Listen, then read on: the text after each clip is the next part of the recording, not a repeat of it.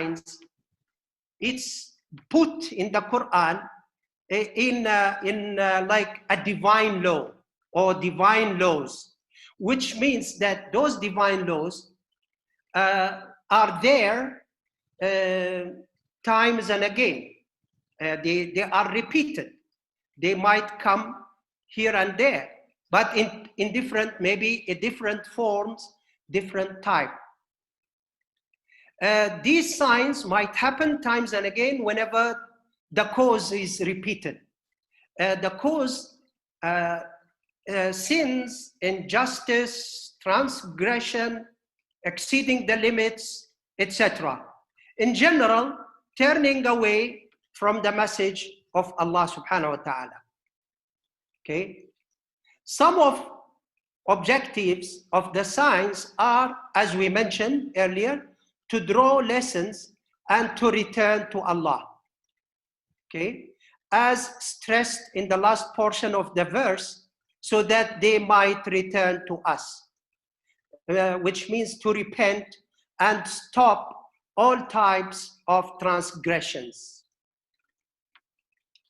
Okay.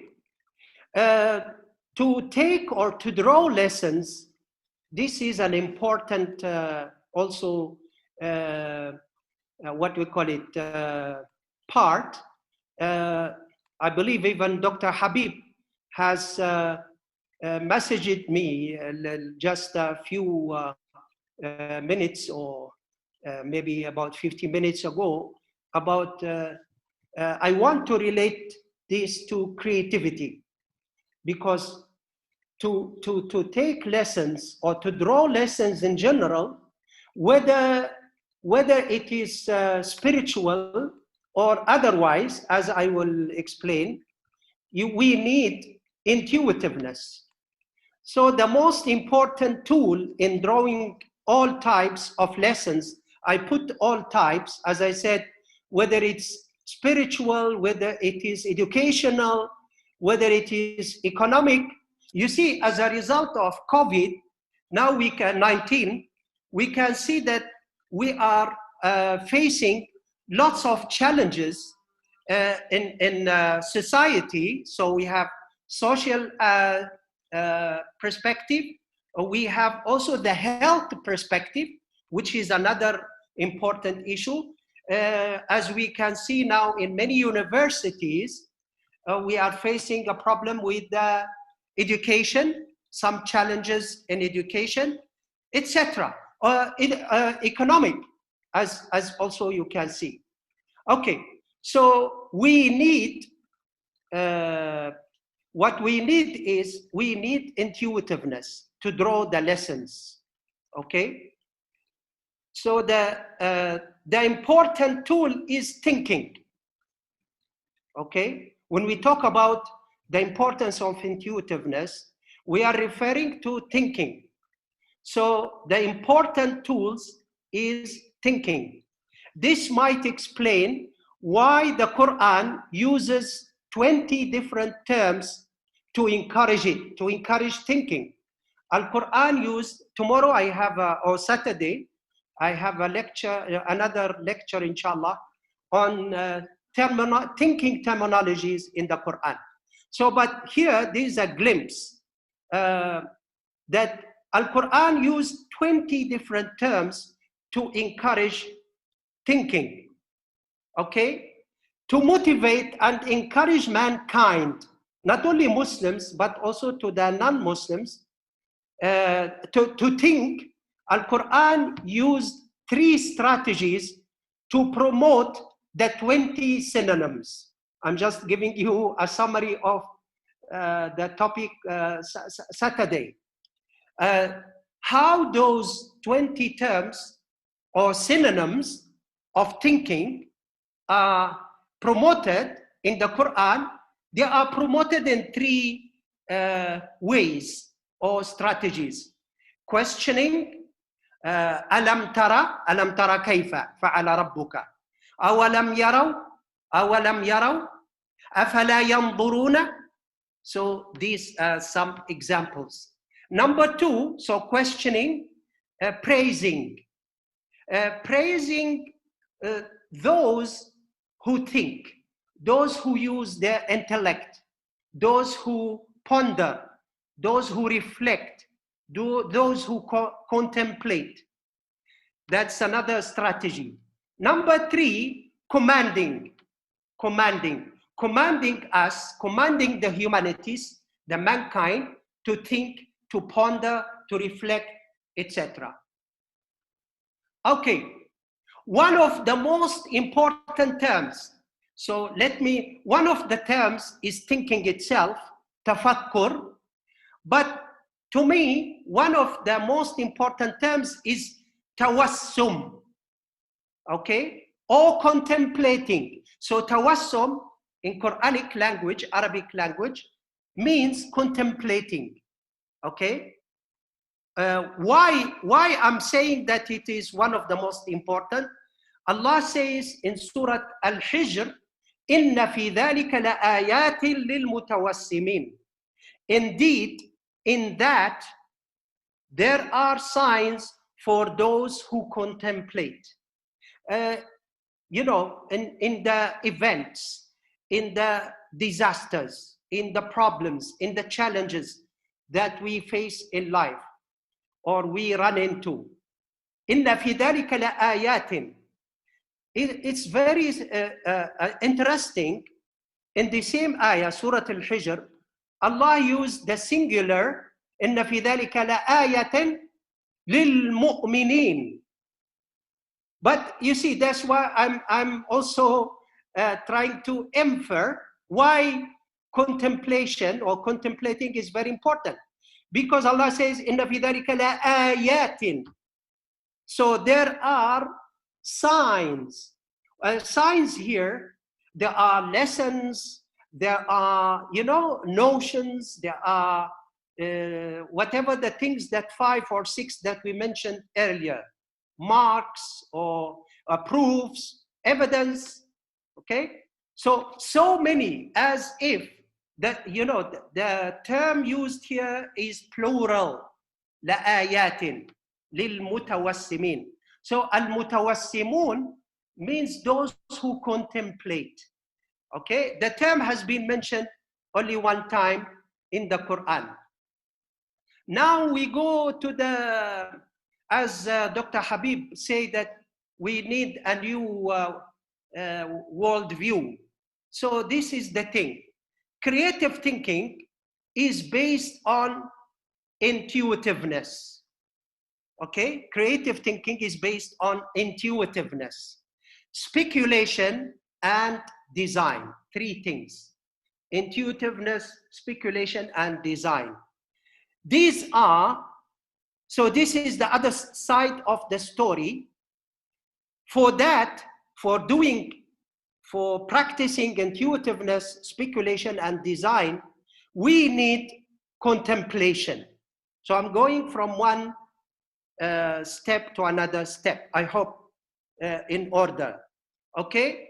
So we need a contemplation and intuitiveness to deal with the signs of Allah, to deal with the signs of Allah. We need both. So, okay, a historical practice or practical example. Here is the thing. My brothers and sisters, whenever there is a sign, a great sign like COVID-19, the one we are facing today, there are 2 issues here. There are 2 issues. For sure, one issue, there is a lesson for people to stop injustice, transgression, this and that, return back to Allah. So that is al-ubudiyyah. But within the worldview, within the Islamic worldview, we have been created for 2 things. Number 1 is ubudiyyah. Number 2 is establishing and building up the Islamic civilization. The Islamic civilization. Okay, whenever there is a problem or a challenge, there are 2 things. For sure, there is the spiritual part, that is for the ubudiyyah, and there is the other side that is related to civilization, to the other side, which is, we are talking about other aspects of life, economic, educational, political, health care, others. So these are what we are facing today with COVID-19. Now, if we go back to the story of Sayyiduna Yusuf alayhi salam, at his time, we know, to make it short, he was run into a trial where he was put into a prison, and he met with two persons, okay, and he was very good in intuitiveness, in intuitive power, in contemplation, because ta'wilul ahlam, it has to do with ta'wilul ahlam, interpreting dreams. So he was very good for that. Okay, this cannot be done. By the way, it's not that magical. It's based also on intuitiveness. Okay, so the king saw a dream that there are what these 7 cows and this and whatever the dream is talking about. So the king was confused. He was frustrated about the dream. So anyway, one of the persons that met with Sayyiduna Yusuf alayhi salam, he was one of the people who were close to the king, and he told him about Sayyiduna Yusuf. So the king sent to Sayyiduna Yusuf to interpret the dream. So Sayyiduna Yusuf speculated the future problem, and that is a drought for 7 years. A drought, this is a sign, by the way. You look at it from one side, it's a sign of God, sign of Allah, okay? And not only that, Sayyiduna Yusuf was able to design, that's part of the creativity, some economic measures and strategies to overcome it successfully. Just imagine a problem, economic problem or challenge that lasted 7 years. And Sayyiduna Yusuf alayhi salam was able to speculate and to design those measures and strategies to overcome the problem. Okay, we may conclusions. One important lesson from COVID-19 is to return to Allah. And we need intuitiveness to design strategies to protect Muslims' minds and hearts and preserve Islamic values. My brothers and sisters, Islamic values, Muslim minds, especially the youth, the young ones, the youngsters, are targeted. With this borderless communication technology, with its challenges, part of its challenges, as we know, is that what they call the intellectual. They are trying to al-alamiyah, al-awlama, not to international. Awlama, Brother Habib, maybe.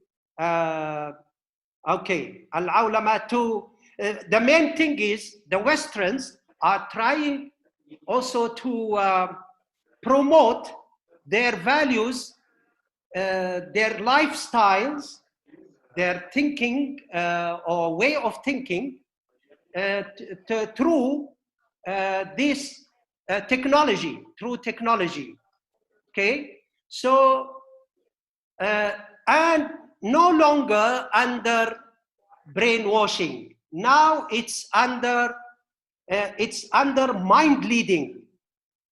Can you imagine? It's now called mind leading.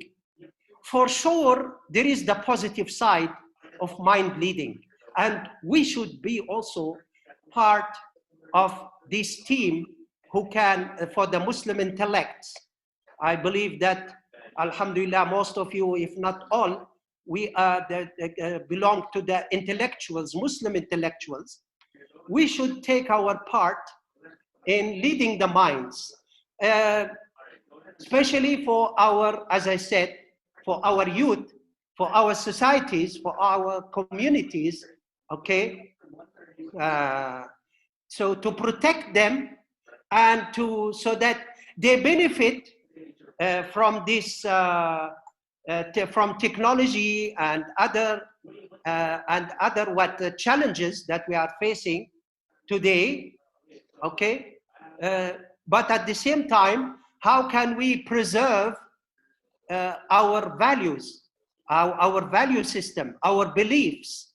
Some of our youth are even like now they are giving up Islam. So many of them, they are becoming atheists, you know, and turning into other ideologies. So that is part also of the Islamic worldview, where we need to make some adjustments. This is the lesson that we get maybe also from COVID-19. Okay, number two, we need to draw lessons from the event to improve our health, educational, economic, cultural, political systems. So that is another part, as we said. So there is one part as Abdulillah, that's the first one. And the second part is cultivating the earth, building up the Islamic civilization, where we need here, regardless of the COVID-19, COVID-19 gives us the chance maybe to draw lessons that we need to improve our economic systems, our cultural systems, our political systems, our educational systems, okay? Now, maybe it's too late for some universities to go for e-learning and distant learning, okay? Even though we have facilities, we have the Zoom, we have in IIUM, we have iTalim, we have, but you know, we had to stop. Just imagine we had to stop where we are of the willing that Allah subhanahu wa ta'ala, according to some scenarios, that this COVID-19 will end by end of May or early June. Anyway, so like our university had to do a new planning for the semester, for the current semester. But I think it's a chance for us. We have a number of our lecturers maybe participating in this talk. So we need to reflect. We need to use our intuitiveness to develop, to improve our educational system. And as well, as I said, you know, other systems as well, okay? So it's a chance for us to do that. Don't wait. And another thing is, well, subhanallah, we never know. It might last for another 1-2 months, we don't know. Anyway, it's good to do this practice, and we need intuitiveness here. Number 3, and creativity. We need to speculate. This is the thing. You can see I have followed up with some talks by presidents from different countries, including the United States, where they said, and some of those higher authorities in the top management, they say we were late to take actions. This is another lesson that we take from COVID-19. They said we were too late. You know, most people started by the end of February or maybe beginning of March to act, to take a step further to face with this pandemic.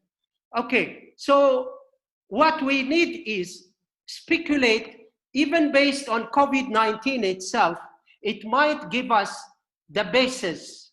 You know, to speculate, you need something, a background that allows you to speculate. So we can use COVID-19 to speculate future challenges, whether health challenges, healthcare, whether educational, whether economic, or any other, you name it, other fields. So we need to speculate the future challenges. That's what they call futuristic problem solving, by the way. Creative, futuristic problem solving, okay?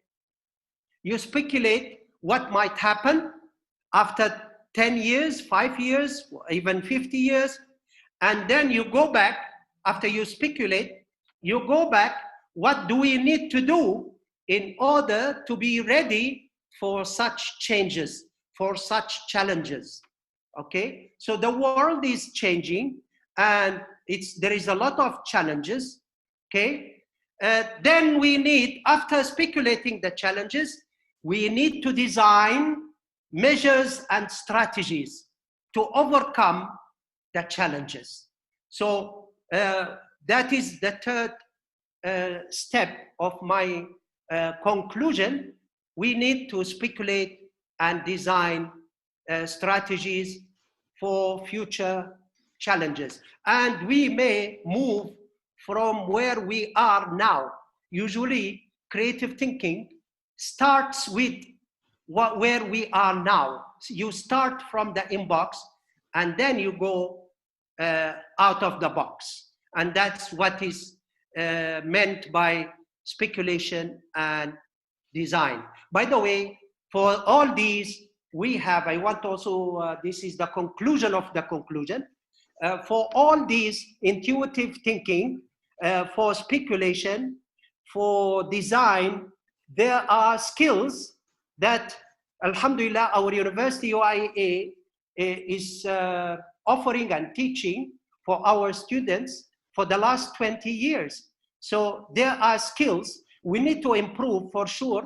Maybe we need to improve also those skills so to make it more applicable to what we call it daily life challenges, including those like COVID-19 challenge. So with that, I would like to conclude my my talk. وبالله التوفيق والهداية وصلى الله على نبينا محمد وعلى آله وصحبه وسلم. Jazakumullah khair, Prof. Jamal Badi, for very intellectual discussion. Now, for your information, currently we have 57 participants through Zoom from all over the world. And also we have a live telecast through our partner, IDE, Institute Darul Ihsan. And we have like both Zoom and also live telecast. We almost have 70 participants or viewers at the same time. Now I would like to open to all of you to ask any question or to add a few comments, but not long, just 1 or 2 minutes. And Prof. Jamal my answers, or we can discuss together. Before you ask question or give a comment, can you introduce your name and where you're from? Tafadhal. Can I see your hand or yeah, Pak Habib or yeah, Pak Habib. Tafadhal, Syekh. Yeah, Assalam. Assalamu alaikum, brother Fauzan.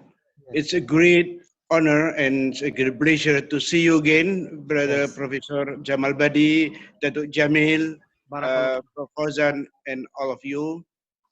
I would like to express my sincerest thanks and highest appreciation for this inspiring, to me, it's really inspiring lecture. And as I have mentioned in my previous WhatsApp sent to you, that it needs new way of thinking. It really needs a new creativity, new mind mapping. We have to mind map, Yeah.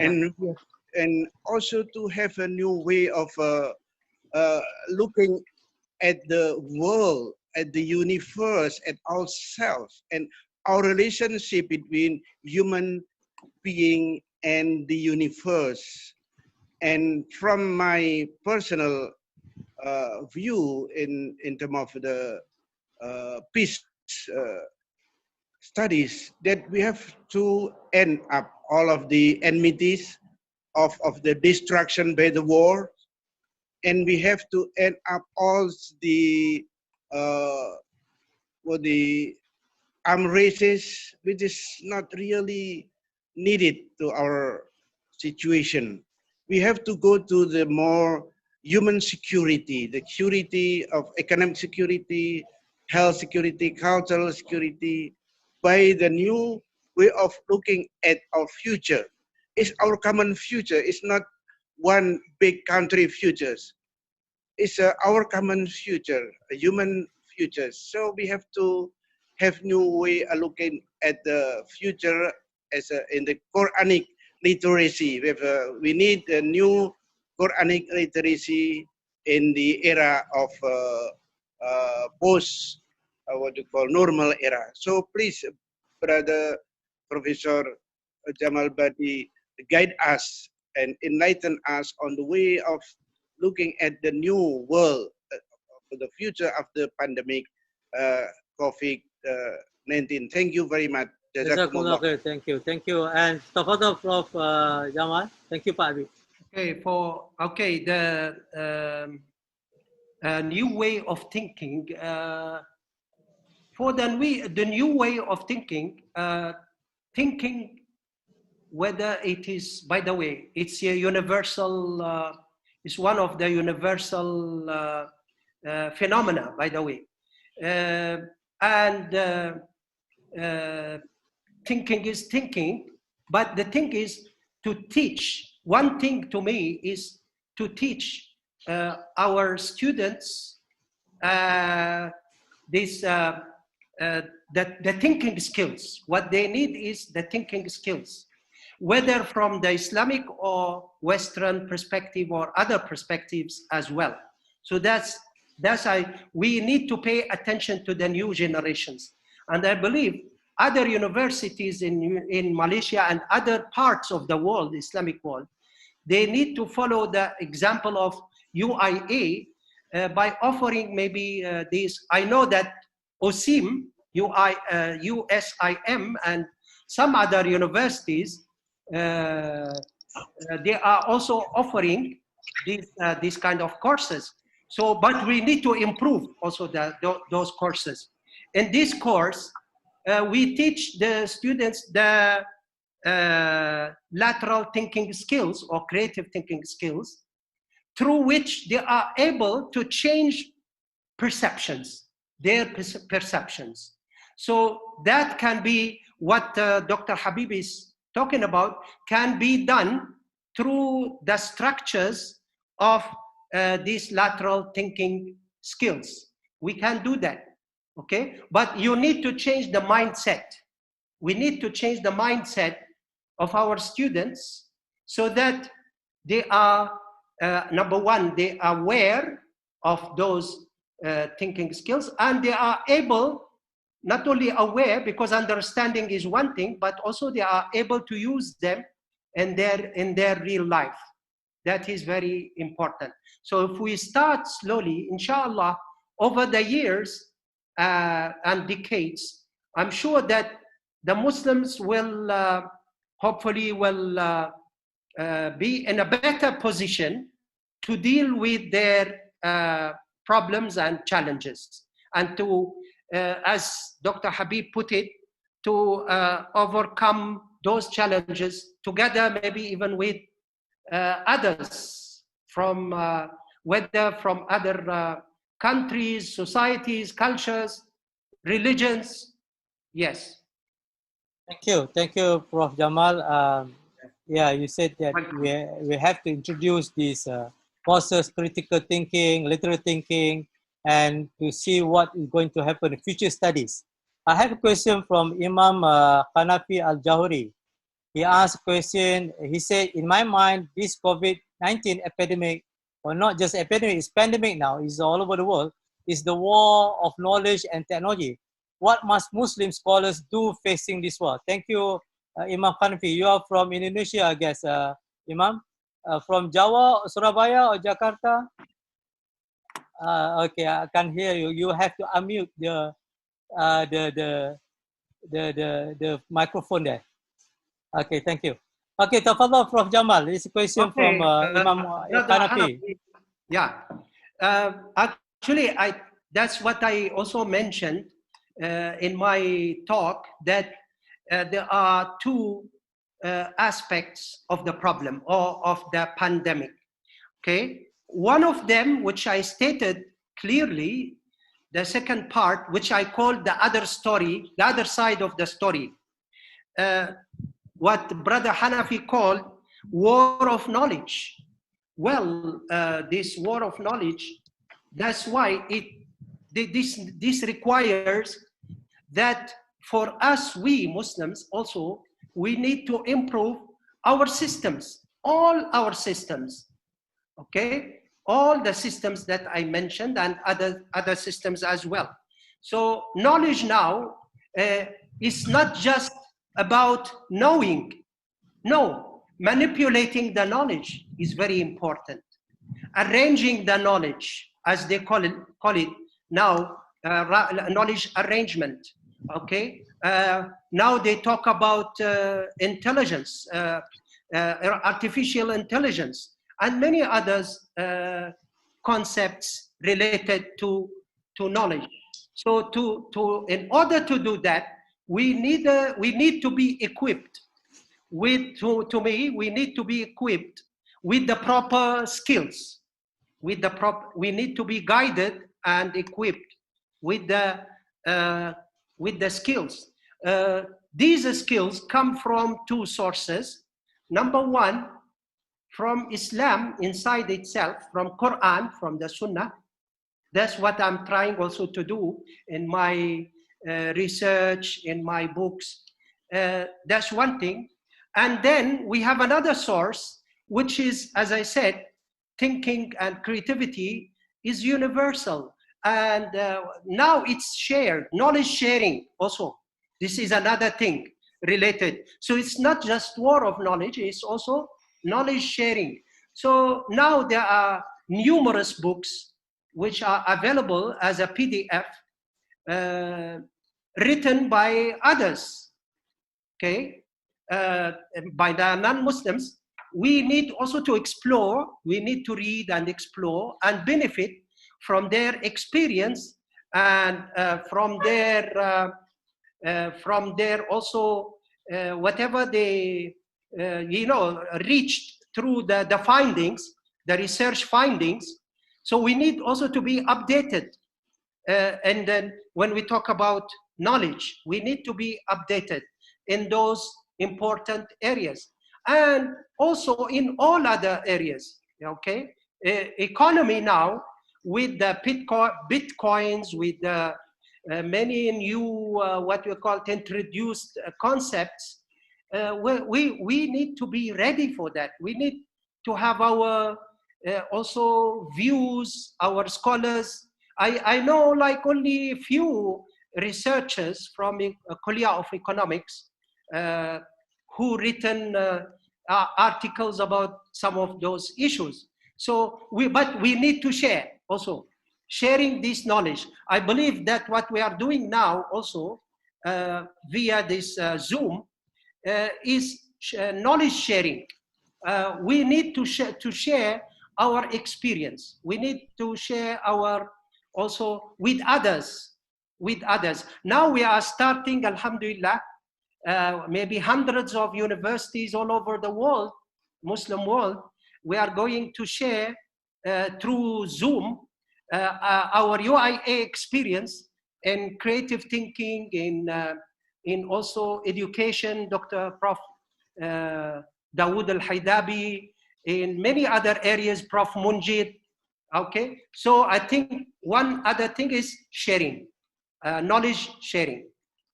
Okay, Jazakumullah khair, Prof. Jamal. And with this, one of the hikmah, of course, a lot of hikmah of this COVID-19, that we are meeting here today through this technology. This is our effort and tripartite effort, and together all of you. Then Prof. Omar Hassan Kasole, our Secretary General, already start the course online. Yani Prof. Jamal Badi, Prof. Munjid, and also Daud Hidabi, going to start course online. And I can see the dream that we can have our own university online, we can have our accreditation, and this is the way that we're going to share and give knowledge to our ummah. And I have a question from Brother Amir. You want to ask question directly, or you want to ask verbally? I think verbally is better. Amir, you want me to ask? You can unmute your speaker. Oh, okay. I asked in his question, pursuant to verses for Surah Yusuf 46 to 49, how many Muslim or Muslim organization and Muslim countries really prepare financially for such emergency that we are facing now? By the way, Prof. Jamal, he's an economist, so that's why he asked how many of us prepare for financially. Then another question from Roharjo to Roharjo. In Quran is stated Arashikuna fil ilmi, the expert in the part related to COVID-19. Who are the experts? Tafadhal ya Sheikh. There are two questions. Okay. Maybe I will start with the second question. Okay. The experts here, we have, it's open to all what we call it, whether human science, whether applied science, or whether it is religious science or Islamic science. It's open to all.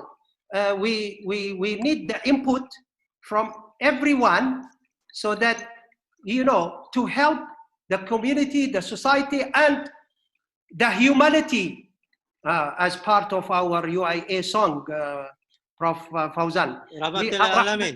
Rahmatan lil alamin. So we need to share our knowledge, we need to share our experience, we need to, at all levels. So we need the input from all, from everybody, from the university, or from also other institutions as well, whether from Indonesia or from Malaysia or other parts of the Muslim world, or Brunei also.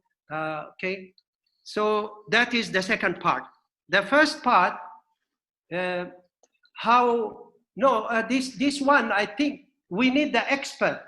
How much we are prepared for this economic, maybe also challenge, you know. I think we need here the experts from economy, from you know, maybe business administration and management, etc., to tell us about how much we are ready, and what can we do?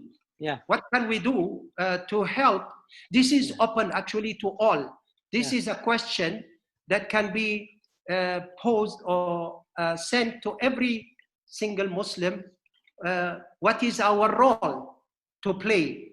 Okay, what is it that we can help our communities, number one, and the humanities at large, to overcome this disaster, and maybe even like other challenges. We have our Islamic worldview also that need to be, as Prof. Habib mentioned, need to be also maybe modified and adjusted, so that to have more creative thinking input inside, maybe. Okay, thank you. Brother Amir, maybe you want to have some input about economic situation now?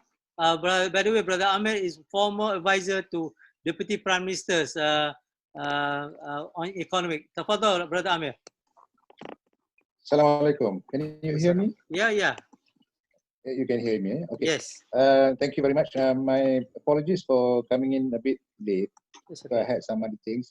No, why Professor Jamal and Professor Fauzan and everyone, all the professors as well, and non-professors. I just raised this issue because we've been talking about Surah Yusuf 46, 49, and I mean, even the Muslims are not some Muslims are not agreeable. But to me, that verses tell us that from the economic perspective, the country shouldn't be doing fiscal deficits every year. Okay, there should be a balance between fiscal surplus and during which time private sectors can actually move the economy, and also fiscal deficits during time when the private sector cannot move the economy. One of them is during this current time. But if we were to continue to have fiscal deficit all the time, 30, 40 years, where are we going to have money to finance the extra expenditure that we are going to have to incur during this time? That's one. Number two, either individuals, organizations, or country, they must have emergency fund, even for individuals. And this is in the financial planning. And I see that if we want to talk about financial planning from the Islamic perspective, this first is very important. We are not talking about 7 years as specific as what the Quran says, but at least we have some kind of buffer fund for us to survive if such thing happen. Of course, we knew that the last time such thing happened was about 102 years ago. That was in 1918, when we have the Spanish flu, which lasted actually for 14 months until 2019. But are we ready even to have no income for a period of say 2 or 3 months? So that's a question. Because why I raise this issue is because recently, I think about last year or year before, in the Facebook among Malaysians, there are some people who question why mosques keep money.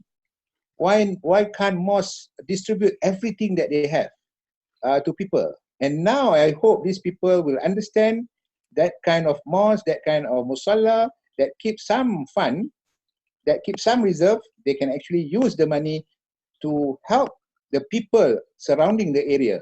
But those mosques and musalla that accept that criticism and use everything they had, I think they have problem right now. Thank you very much. Thank you, Brother Amir. I have a question from Brother Tamrin Kiram. He asked Prof. Jamal, is coronavirus is kind of Ya'juj, Ma'juj, creatures destroy humankind, as the Quran says. What is your comment? You have to unmute, Brother Jamal. Unmute your. Okay. To me, by the way, this I am not in favor of such. By the way, that's my personal view. I am not in favor of the scenarios that, you know, this kind of more of fiction, or there is some kind of what they call it in our ustura in Arabic. It's like myths. We are talking about myths and this and that. Muslims, at every time of a problem or a challenge, they go to myths, they go to this and that. You know, at the sorry to mention that at the time of war in the Gulf area, when Saddam invaded Kuwait, there is a book. There is a book that Saddam is such and such, and that you know, he's even mentioned in the hadith or what, Saddam and this and that. This is to me, using this, you know, not to forget also many other incidents, like the incident of Baytullah al-Haram in Mecca, it was based on dreams, just the dreams, and speculate. These are speculations, but speculations not based on knowledge. It's based on mere speculation. It's based on myths, based on trying to link one thing to another. Okay, so to me, we shouldn't bother with such kind of scenarios or speculations. Use our speculation and intuitiveness in the proper way. In the proper way is like what Prof. Amir mentioned. Think of how can we help our societies with the money, the reserve, or this or that we have. Okay, so try to use it properly so that we are dealing with the real life problems. For the ghaib, these you are bringing the issue of Ya'juj and Ma'juj. Part of it, the big part is ghaib. It's ghaibi. We don't have to worry about. When they come, they come. Okay? But don't worry about it. About Al-Mahdi, the one that Al-Haram, 1980. So don't worry about Al-Mahdi coming or not coming. There is even a debate whether there is, I'm not saying I'm taking a part, but why we should worry ourselves? Why should we use our intellect in speculating things that will not help us in any way possible to improve our life, to improve talk about preserving our values. That is where the spiritual, I'm always saying that we need also a new tasawwuf, Prof. Fawzan. Yes, we need a new tasawwuf. Yeah, true. It means that even the old way of explaining the spiritual, the spiritual aspect of Islam, doesn't fit. Sorry to say, it doesn't fit. Unless we modify, unless we adjust, okay, unless we do further speculations and try to relate our worldview to the contemporary challenges and issues. Yeah, so that's my view. Thank you. I think we have good opinion from Senator Ismail or Abba. I think I want him to share. He share in the chatting room, but I think I want him to share in the this. We want to listen to your voice. Tafadhal, Abba. Assalamualaikum warahmatullahi wabarakatuh. Louder, please. Can you hear? Ole? Yeah, louder. Okay. Thank you, Prof. Fawzan. I'm very deeply touched, and sincerely, I'm very deeply touched and really appreciate the discussion today and all the points put forward by Prof. Jamal. So I just add in the chat room that I personally I felt that post COVID-19, the academia world, especially the scientists, the intellectual, should take the lead in shaping the future, and not let, with due respect, politicians, political leaders, or even political parties, to decide and frame out what nation and what ummah should be in the future. I think because as we see this COVID-19, is, I take an example. This COVID-19 is an urban virus, because if you look at all the places being badly hit by this COVID-19 are the urban area, which means that we need to revisit and to redefine what urbanization is all about. Because as it is now, for example, in Malaysian context, where we talk in the urban like affordable home, no, we try to solve shelter, for those who are the lower income in the urban area. But even before COVID-19, we already have many social issues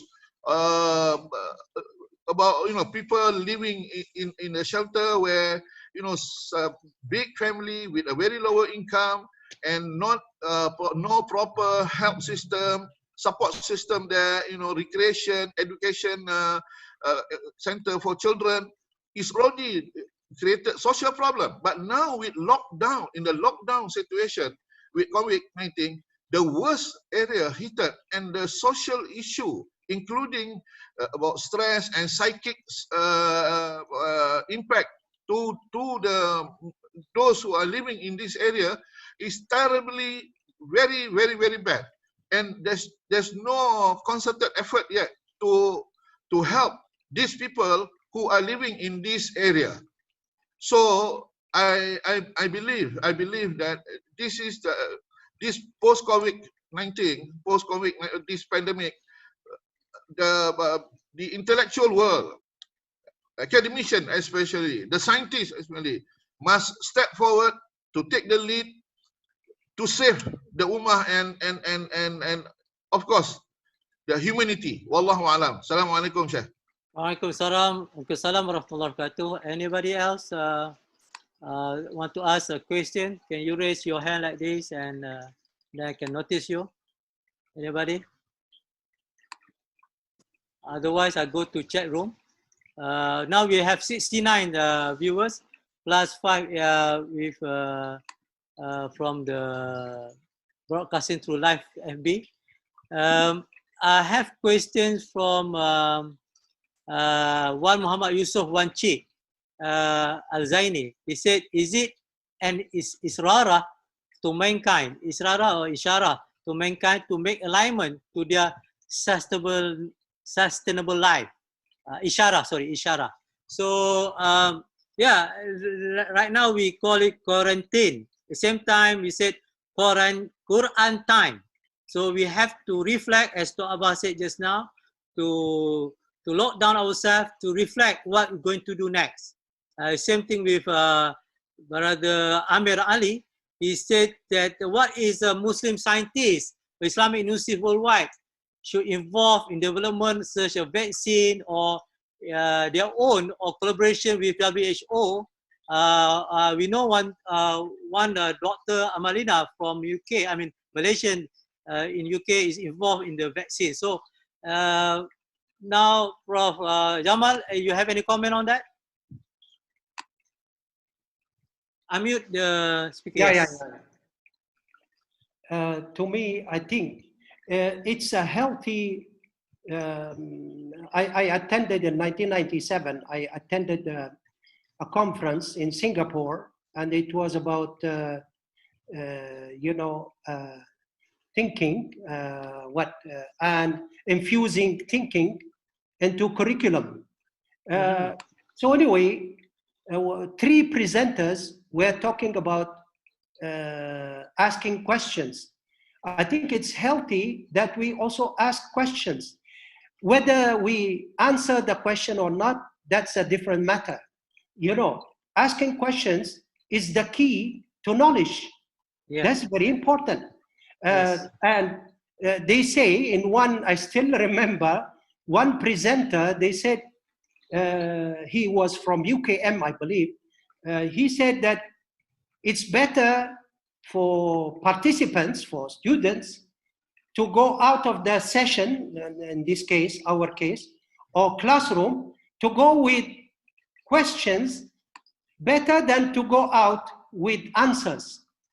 What we need to do is that, like the questions just now posed by our brother Prof here,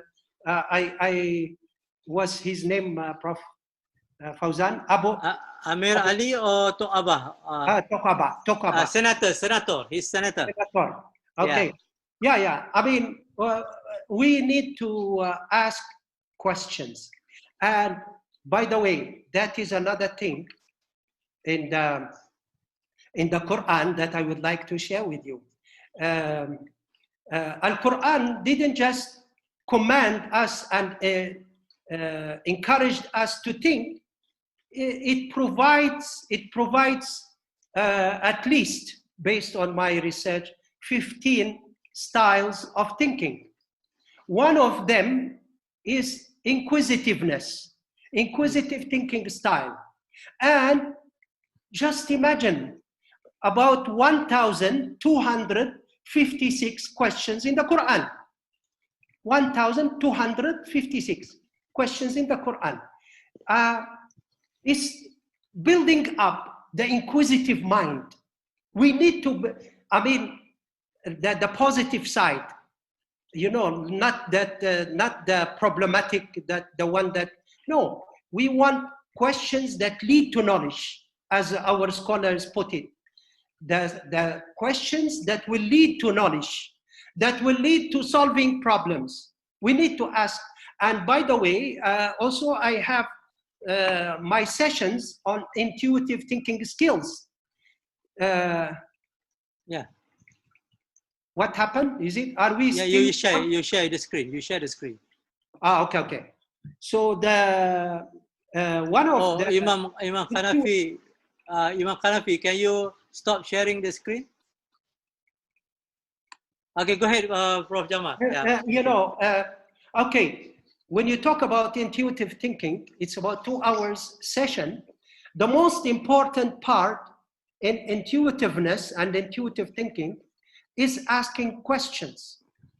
That not only that you collect the data, okay? So for sure, exploring the data, collecting the data, gathering the data is important, but you need to digest, and you need to ask questions, lots of questions. So the more questions you have, that's what I call, I created my principle. I said, the more wise you have, the more wise you become. Okay. The more wise, Y, Y. Yes. W-H-Y. Y. W-H-Y. The more wise you have, the more wise, W-I-S-E, the more wise you become. Yeah. That's why. So we need, you know, to me, just asking questions is a healthy phenomenon. So let's just go for it. Whether I answer and someone else answer. By the way, the 1,256 questions in the Quran, many of the questions. How many questions, Prof. Jamal? 1,000? Yes, 1,256. 1,256. 1,256. MashaAllah. Okay. Yeah. Satu ribu 200. 256. Enam. Asanta. Okay. Okay. This great phenomena, I call it a phenomena. In 600 pages of the Quran, there are 1,256. Okay.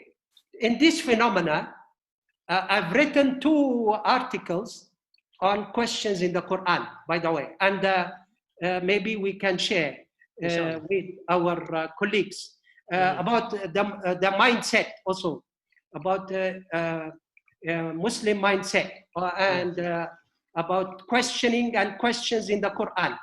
Anyway, some of the questions are not answered. Yeah. It's left for the Quran doesn't answer all the questions. These questions, especially with afala yanzuruna, afalam alam tara kayfa. So it's like, it's open question for the mind to ponder, to reflect, to think. So this is a phenomenon. Thank you. I have a question, I think through chat room, but I would like to invite them to ask, because they are long questions, from Professor Dr. Razai Said, from he's Vice Chancellor of University Islam College Islam Malacca. Why don't you ask directly Prof. Razai? Can you unmute your speaker and ask a question? Or no response? They are going to ask a question on his behalf. His question, apart from economic effect, can he comment on education impact, especially for our children education and primary and secondary school with respect to Islamic education, Prof. Razak. Then another question from Prof. Ruslina Osman. You want to ask question directly, Prof. Ruslina? Hello? I'm going to read her question then. Prof. Jamal, thank you for presentation, Prof. Jamal. During this pandemic COVID-19, even educated people are gullible and close-mindedness when they ask questions about coronavirus. Gullible and close-mindedness are core coronavirus thinking and opposite to critical thinking. I guess experts in critical thinking must look into this coronavirus thinking so that critical thinking could be solution and stay different than coronavirus thinking. This from Prof. Ruslina Osman from International Islamic University. Sister Dr. Rumasha Putri, you want to ask a question directly or you want me to? Rumasha, are you there? No, then I'm going to ask on her behalf. I want to ask Prof. Jamal, he's from Rumasha Putri. In the midst of economic stagnation, doesn't money still revolve? I think does money still revolve around the needs most often using this pandemic, such as Wi-Fi agency or Zoom agency, or there's some follow-up action by politician or government for making economic balance just what Prophet Yusuf based upon him did? Okay, these are three questions. Can you answer those three questions or discuss? Actually, Prof. Fauzan, for the three questions, by the way, to me, why not we take those three questions as three comments? Okay, so to me, I will take it as comments, whether it's about the education impact. I think we can see it. I mean, especially for our children. For some countries where they like, you know, I know that in Europe or maybe in United States, they are using now, they are using Zoom and other applications for distant teaching and learning, by the way. But in our communities, unfortunately, we have the problem where maybe some of our children don't have access to the internet. This creates a problem for them. Okay, so anyway, we need to, I believe, we need to, for sure, to revisit, to look at those issues related to education, or whether it is also to economy or other aspects. We need to address them properly by our experts, and we need even to have maybe even further discussions, because each one of these can be a discussion for 1 hour and 1 hour and a half. All the 3 points that are mentioned by our brothers and sisters here. Okay, so for the Sister Rumaisa, I would just take it as a comment also. Yeah, okay. But for the coronavirus thinking, coining, even though like it's good not to label people, because once you label them, they will be a little bit reluctant to listen to you, or they will be more what we call it, they will be resistant, they will to any change. Okay, what we need actually, what we need to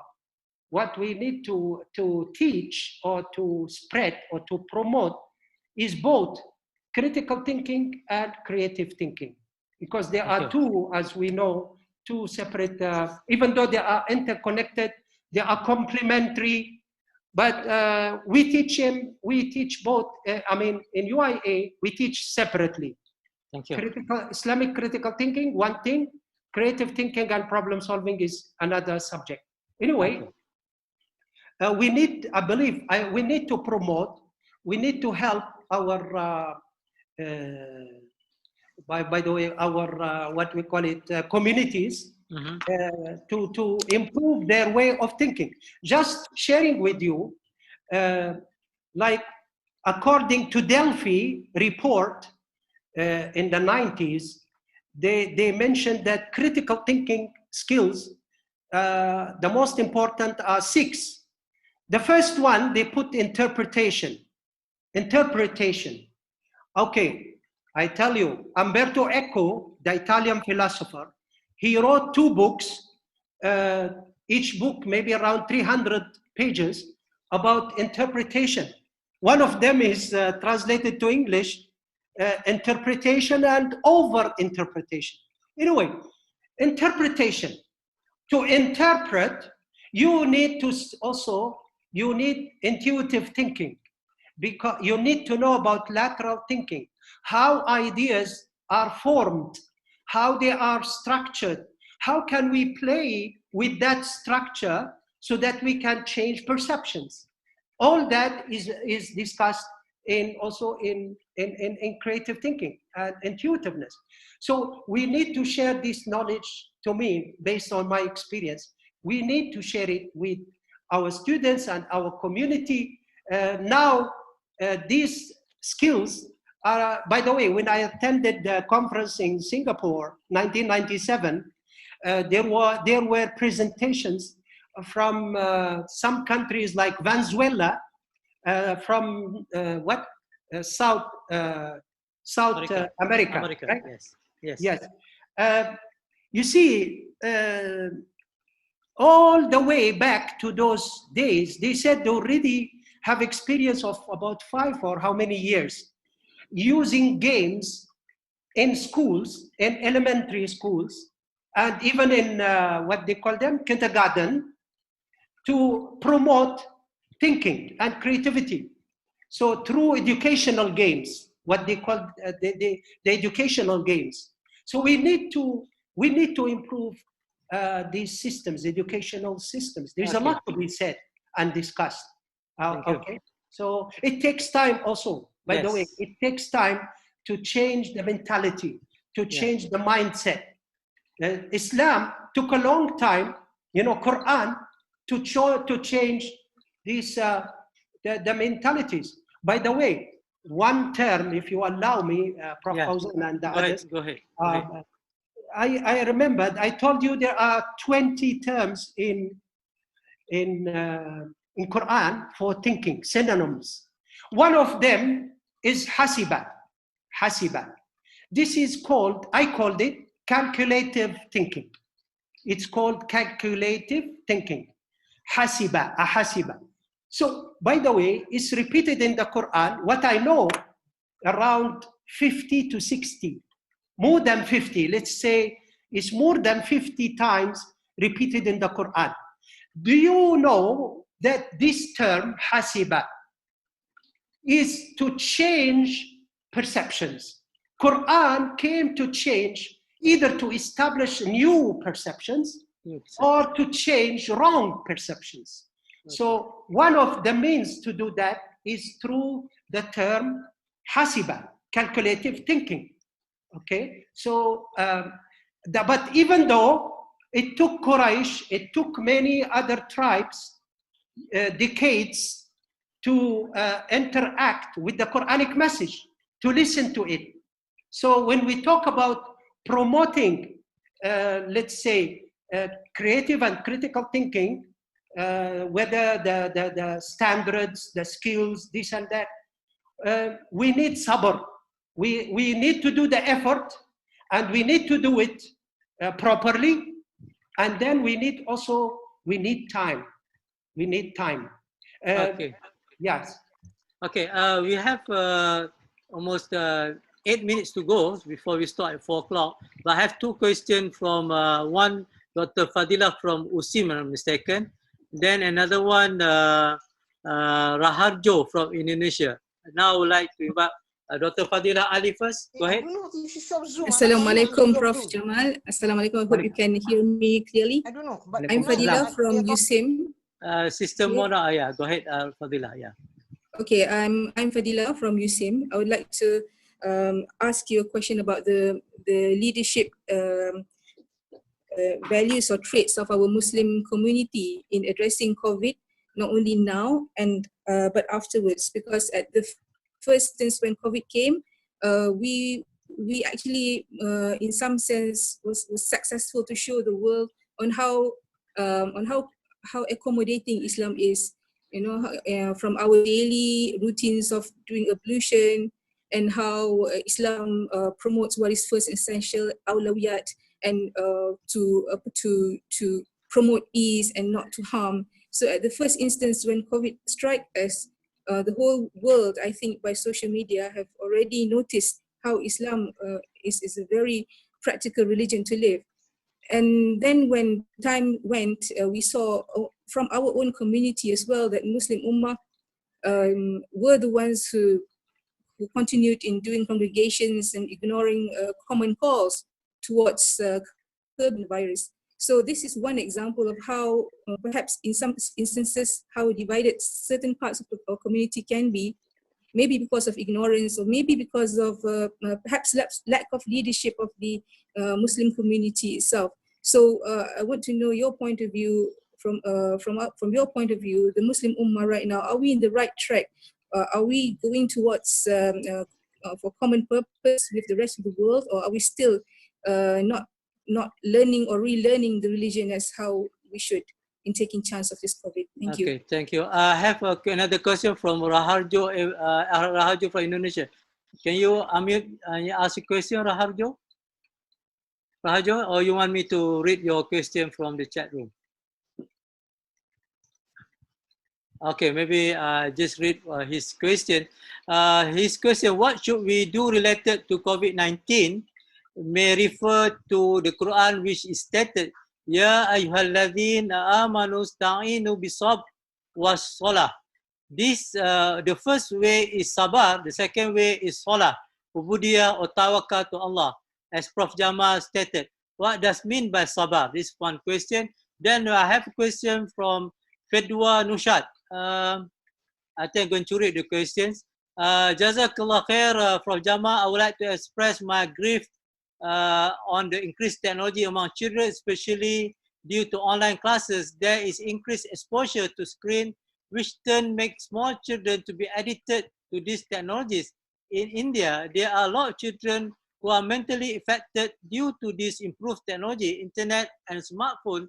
So I would like Prof to encourage all parents to monitor productive use of technology, encourage children to be healthy socially, emotionally, spiritually, mentally, and so on. From Nushat from India, but actually he's from our IIUM. Okay, Prof Jamal, you want to ask question? You want to answer, sorry? Unmute, please. Jamal, Prof Jamal, please unmute your... Yes. Okay. Just a few comments.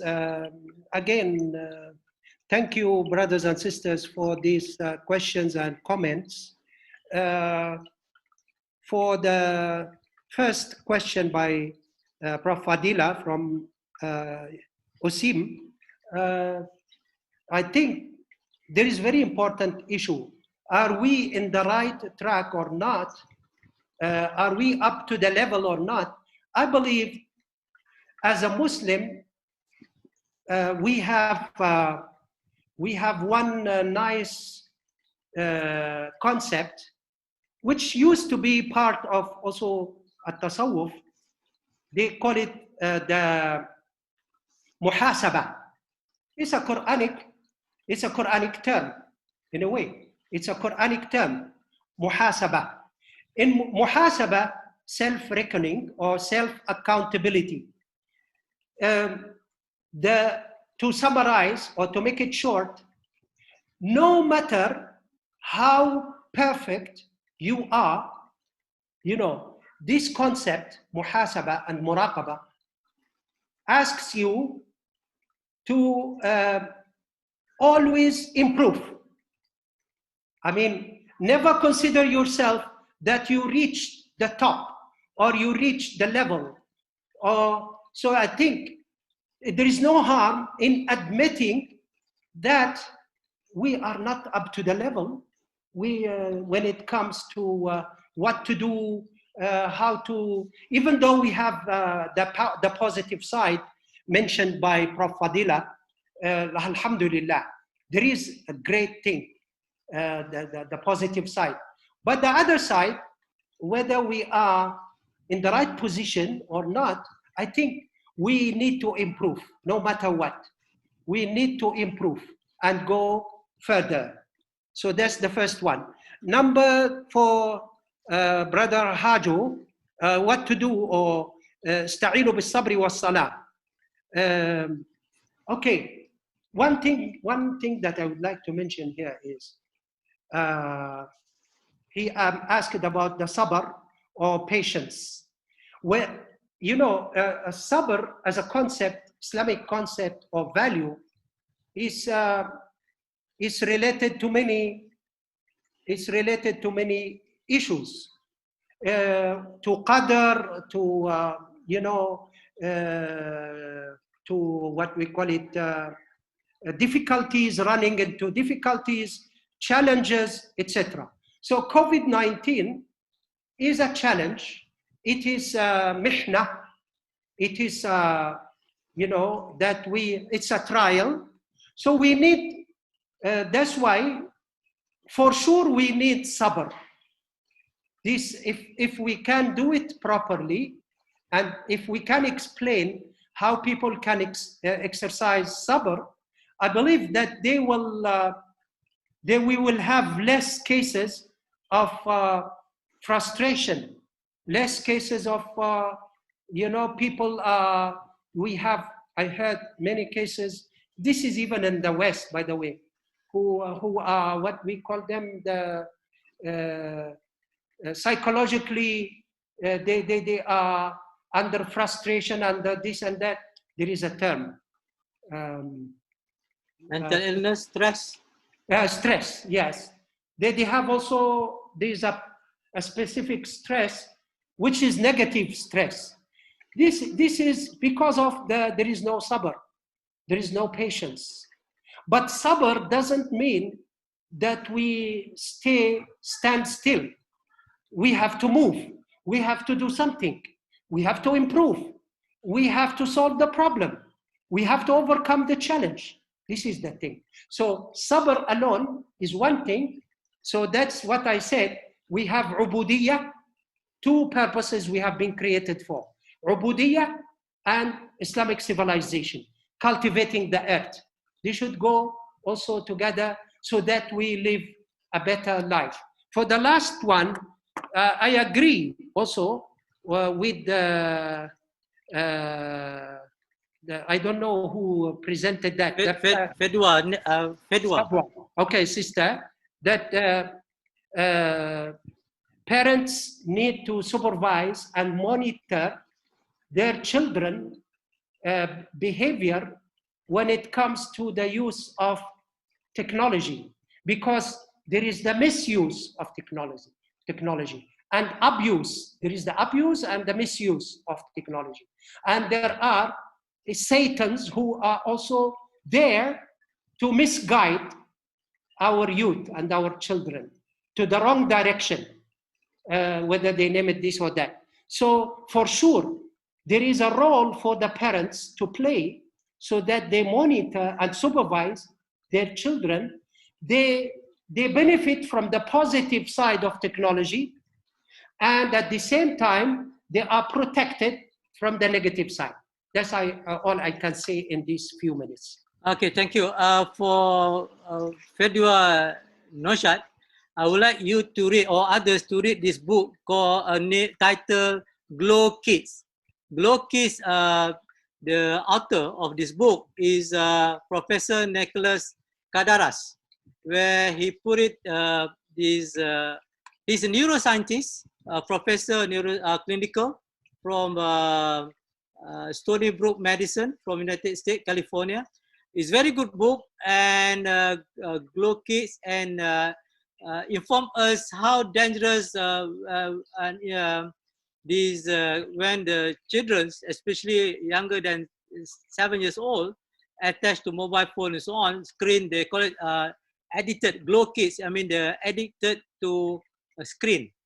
So this is very good book. Actually, is one talk about this. You want to have this another seminar. By the way, when we talk about this mental health and stress, and one brother said about depression, tomorrow I would like to invite all of you to come together at the same time, 2:30 Friday tomorrow. We have this Professor Dr. Malik Badri, Islamic well-known psychologist. He was in our IIUM. He's from Sudan. He went to now is in Istanbul Sabahattin Zaim University. He is the winner of AMSS United Kingdom Lifetime Achievement Award and 2020 Person of the Year by a Tayyip Saleh Award recipient. He will talk is mental illness the next wave of COVID-19 pandemic. So I would like you to join us tomorrow 2:30 on Friday, tomorrow afternoon. And Brother Shahran will share you through Pak Habib the ID meeting and password. I guess we already reached 1 hour, not hour, 2 hours, more, 1 hour 34 minutes. We start 2:30 just now. I think we can conclude with the dua from Prof. Jamal Badi for our protection. Prof. Jamal, can you unmute your speaker, then can we make dua together? Alhamdulillahi Rabbil Alameen. والصلاة والسلام على نبينا محمد وعلى آله وصحبه أجمعين. اللهم يا حي يا قيوم، اللهم علمنا ما ينفعنا وانفعنا بما علمتنا وزدنا علما يا ذا الجلال والإكرام. اللهم اجعلنا من الذين يستمعون القول فيتبعون أحسنه.